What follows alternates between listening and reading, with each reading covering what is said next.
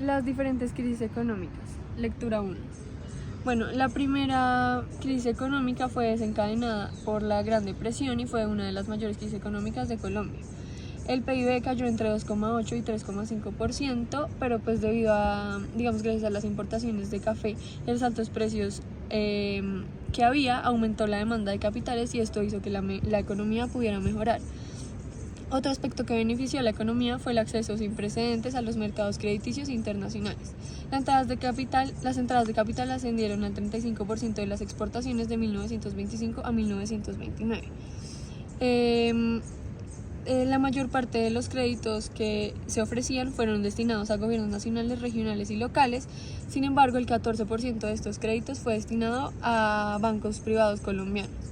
El sistema bancario tenía dos segmentos de mercado. El primero era el Banco Hipotecario de Colombia y el segundo el Banco Agrícola Hipotecario. Un tiempo después, la Reserva Federal de Estados Unidos comenzó a implementar una política restrictiva en 1928, donde las tasas de interés internacionales se redujeron, o sea, ya no había tanto acceso para las empresas y los gobiernos colombianos. El gobierno suspendió los pagos de capital de su deuda externa desde 1935 hasta la Segunda Guerra Mundial. Bueno, entonces ahora en cuanto a la segunda lectura, habla de la crisis económica en 1980 y esta básicamente fue afectada, pues el país se afectó más que todo en el sector financiero, aunque fue más leve. Uno de 6 bancos entró en liquidación y los otros 5 fueron confiscados por el gobierno. Antes de esta crisis se dio un boom económico con 4 características fundamentales: los altos precios de exportación, estricta regulación de tipos de cambio de interés, controles de flujo de capital y la prohibición de inversión extranjera en el sector bancario. Entonces también se dio importancia al café y la reducción de esta, y el saldo corriente pasó de un 2% del PIB en el 77 al menos 6% en el 81. Básicamente, en respuesta a esta crisis, junto con otras situaciones más, el gobierno y el Congreso tomaron 4 medidas principales. Primero, promulgaron nuevas regulaciones prudenciales para prevenir conflictos de intereses, manipulación de estados financieros, y segundo, crearon un sistema de seguros de depósito financiado por la creación de dinero. Tercero, crearon organizaciones y procedimientos formales para la intervención de los bancos en angustia, y finalmente eliminaron las restricciones a la inversión extranjera en el sector bancario para facilitar el financiamiento, la privatización y la competencia en el sector bancario.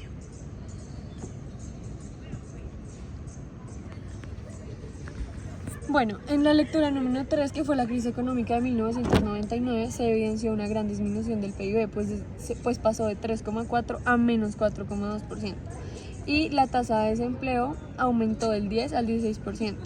Esta recesión fue desencadenada por la crisis financiera internacional, que de igual manera también afectó a otros países como Rusia, Brasil y Argentina. Esta crisis afectó más que todo a países vulnerables, como por ejemplo Colombia. Colombia era vulnerable porque tenía una alta independencia del sector privado, es decir, había demasiadas deudas por parte del sector privado. 2, un alto déficit fiscal del gobierno nacional, y 3, altas tasas de interés muy elevadas. Estos factores indujeron a un auge en consumo e inversión en el sector privado, y por eso el consumo privado creció, pues porque había muchas deudas y la forma de adquirir esas deudas era muy fácil.